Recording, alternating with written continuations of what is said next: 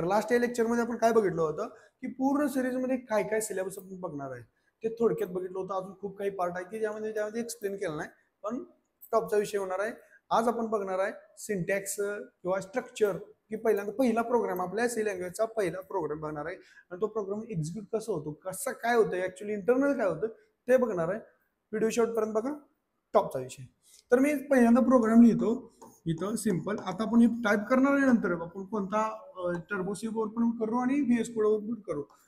आता हे काय लिहितोय ना ते नुसतं बघा आणि नंतर तुम्हाला सांगतो की याचं मिनिंग काय आहे. हॅशटॅग इनक्लूड वरचं stdio.h आणि हे आहे conio.h आणि हे वाईड मेन. आता बघा तुम्ही म्हणणार सर इंट मेन लिहा, ठीक आहे इंट मेन लिहितो, पण आता तात्पुरतं इंट मेन लिहितो. सो वाईड मेन लिहितो SCR. आता हे फंक्शन काय कशासाठी, प्रिंट हॅलो वर्ल्ड, ओके. आणि हे गेट CH. आता बघा जे अकॅडमिक मध्ये शिकतात त्यांना माहिती आहे की कॉलेजमध्ये आपल्याला 100% हा पहिला प्रोग्राम असतो की जे CLR ICR आणि गेट CH हे कंपल्सरी लिहायला लावतेच. त्याचं काय मिनिंग आहे, तर मी हे समजून चालू की कॉलेजवाले जर कोणी बघत असेल तर आपण हे लिहितोय कुठं, टर्बो सी वर लिहितोय. टर्बो सी एक एडिटर आहे, तुम्हाला सगळ्यांना माहिती आहे, निळी स्क्रीन. त्या निळ्या स्क्रीनवर आपण हे कोड टाईप केलाय आणि व्हीएस कोडवर कॉलेजशी सांगतो नंतर, काय विषय नाही एवढा मोठा आणि मेजर काही चेंज नाही, पण ठीक आहे.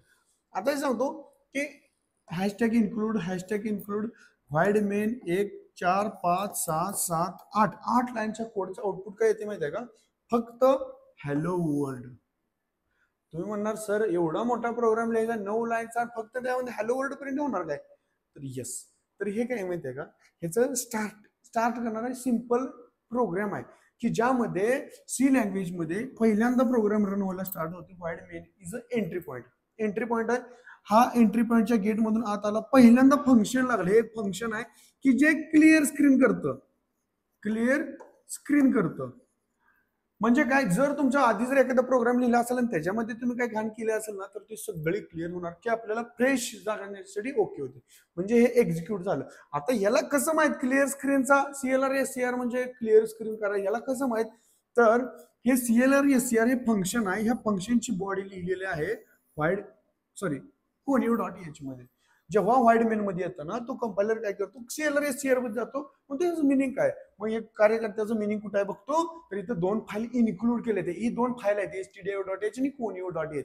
तर ह्या दोन्ही मध्ये कुठं त्याची डेफिनेशन आहे का, ह्याचं मिनिंग लिहिलंय का, तर त्याला सापडते की conio.h ही एक फाईल आहे, त्या फाईलमध्ये ह्याचं फंक्शनचं डेफिनेशन पूर्ण लिहिले आणि मग त्याला कळतंय की पूर्ण क्लिअर स्क्रीन करायचंय. म्हणजे पहिल्यांदा इथं गेला conio.h मध्ये त्याची बघितलं क्लिअर स्क्रीन करायचं, त्याला कळलं, त्याने सगळं साफ केलं आणि तो रिटर्न पुन्हा इथं आला. मग पुन्हा प्रिंटएफ हे पण फंक्शन आहे, हे पण फंक्शन आहे, तिन्ही सिस्टीम डिपेंड फंक्शन आहे. आणि हे कंसामध्ये लिहिले ना, आता याला कंस आहे, त्याच्यामध्ये काही लिहिलं होतं, पण ह्या कंसामध्ये एक पॅरामीटर लिहिले आहे, जे डबल कोटिंग मध्ये लिहिले नाही, पॅरामीटर आहे. हे सिंगल पॅरामीटर आहे, 2 पॅरामीटर पण असतं बरं का प्रिंटएफ मध्ये, त्याचा सीन जरा वेगळा तुम्हाला सांगतो. आता हे प्रिंटएफ 2 पॅरामीटर असं समजून खिसा आहे, खिशामध्ये त्याने हॅलो वर्ड ठेवले.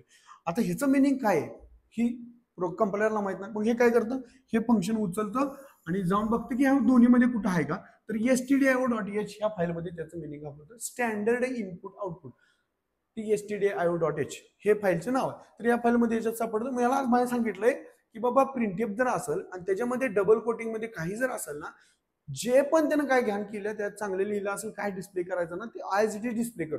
म्हणजे ह्याच्यामध्ये तुम्ही कितीही काहीही लिहा तर ॲज इट इज ते डिस्प्ले होतं. म्हणजे असं समजून झालं की पहिल्यांदा स्क्रीन होती, त्यामध्ये सगळं क्लिअर केलं पहिल्यांदा, मग पुन्हा प्रिंटएफनं ते हॅलो वर्ड त्याच्यामध्ये प्रिंट केलं आणि रिटर्न आला.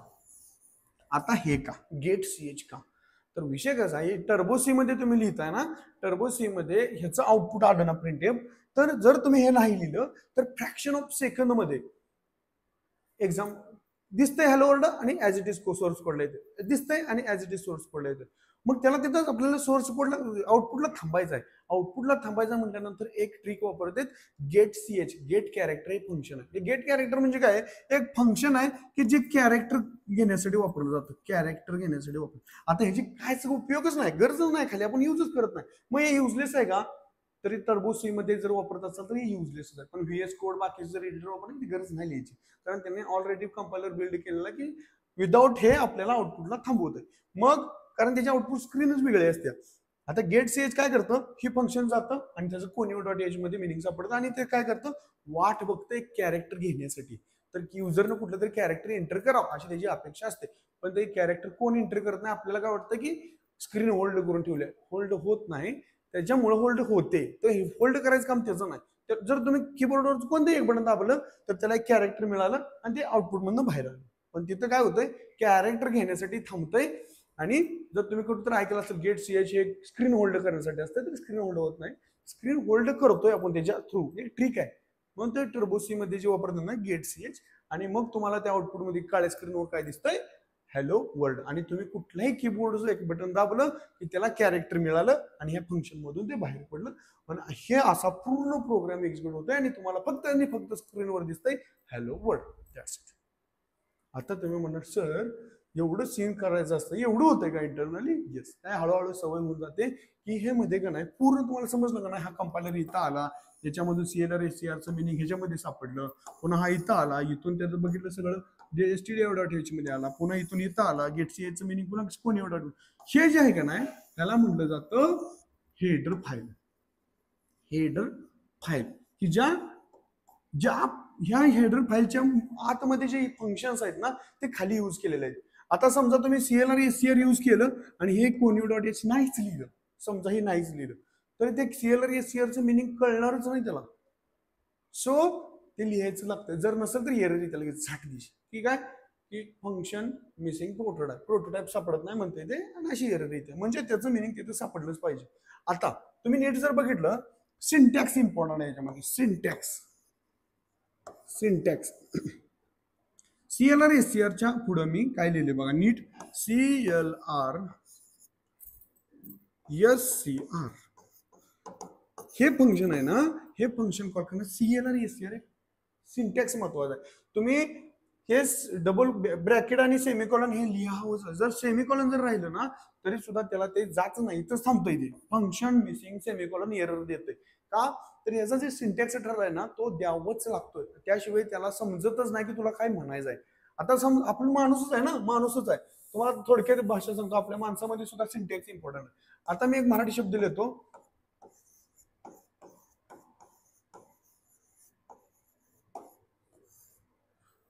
आता हा मराठी शब्द आहे पण याचा सिंटॅक्स वेगळा आहे, तुम्हाला समजतच नाही याला म्हणायचं आहे काय. हा मराठी शब्द आहे बरं, सगळेजण वापरतो, दिवसात 100 वेळा वापरतो आपण, जर 100 जणांना जर येत असेल तर याचा सिंटॅक्स वेगळा, त्यामुळे आपल्याला समजत नाही. तसं याच्यात जर सेमिकॉलनचा चुकला ना त्याला समजतच नाही त्याला काय म्हणायचं. आणि जर याचा जर सिंटॅक्स प्रॉपर ठेवला तर त्याला समजणार त्याला काय म्हणायचं आहे. बरं मग ठेवू का, हा सिंटॅक्स आहे. म्हणजे आपण फोन आल्यानंतर म्हणतो बरं मग ठेवू का, ते बरं मग ठेवू का, ही सिंटॅक्स चुकला ना आपल्याला. बोलल्यानंतर ते मागं कंपायलर प्रोसेसर चांगला तेव्हा समजतं आपल्याला ठेवू का, पण इथं लिहिलंय मी तर आपल्याला समजून याला म्हणायचं आहे काय. तर याचं सिंटॅक्स असतं बाबा, सेपरेट असं स्पेस असं तसं. तसा ह्याच्यामध्ये सीएलआर एससीआर मध्ये सिंटॅक्स महत्वाचा आहे. आता प्रिंट एफ याच्यामध्ये डबल कोटिंगच्या आतमध्ये जे पण तुम्हाला काय प्रिंट करायचं आहे ना ते डबल कोटिंगच्या आतमध्ये लिहायचं. हॅलो वर्ल्ड प्रिंट करा, तुमचं नाव करा, पट्टीवर तुम्हाला जे काय करायचं ना ते प्रिंट होणार आणि प्रोग्राम रन केल्यानंतर ह्याच्यामध्ये जे आहे ना ते आउटपुट दिसतो. हा ह्याच्यामध्ये सुद्धा सेमिकॉलन आहे. सी लँग्वेजच्या प्रत्येक स्टेटमेंटचा एंड हा सेमिकॉलन होतो. गेट सीच्या सेमिकॉलन, हे कर्ली ब्रॅकेट आहे त्याचा स्कोप डिफाईन करतं, त्याचा ब्लॉक कुठून कुठपर्यंत आहे ते डिफाईन केलं जातं. आणि असा पूर्ण सी लँग्वेजचा प्रोग्राम आहे. आणि हा प्रोग्राम आपण कन्सोलवर बघू, ते कन्सोलवर टाईप करून रन केल्यानंतर आउटपुट कसं येतं ना ते पण बघू. तर डायरेक्ट आपण टर्बोसीच्या स्क्रीनवर आलो ना, तो प्रोग्राम आता म्हणजे आपण स्क्रीन लिहिला होता ना तोच प्रोग्राम आपण टर्बोसी मध्ये लिहू. Hashtag include stdio.h. आता हेडर फाईल सगळ्यात आधी मी इम्पोर्ट करून घेतो, आपल्याला जे लागणार आहे ते इन्क्लूड.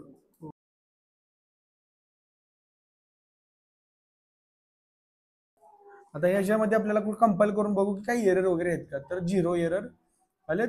आणि मी रन करतो तर आउटपुट मध्ये आपल्याला दिसेल हॅलो वर्ल्ड. ओके, तर याच्यामध्ये काय विषय झाला, सिंपल जे आता सांगितलं ते. आता जर मी गेट सीएच जर समजा नाही लिहिलं, आता हे गेट सीएच ला मी कमेंट करतो. आता कमेंट काय आहे ते आपण बघू व्हिडिओ. आता मी कंट्रोल F9 दाबल्यानंतर रन होतंय, तर बघा ब्लॅक स्क्रीन येते आणि जाते. का ब्लॅक स्क्रीन येते आणि जाते. आणि याला थांबवण्यासाठी आपण गेट सीएच लिहितोय. क्लिअर. आता जर समजा मी CLR SCR लिहिलं नाही, इथं ह्याला कमेंट करतो. कमेंट म्हणजे त्याला इग्नोर करायचं, ते रन होत नाही लाईन. आता रन करतो तर मगाचं हॅलो वर्ल्ड आणि आताचं हॅलो वर्ल्ड हे दोन्ही आलं.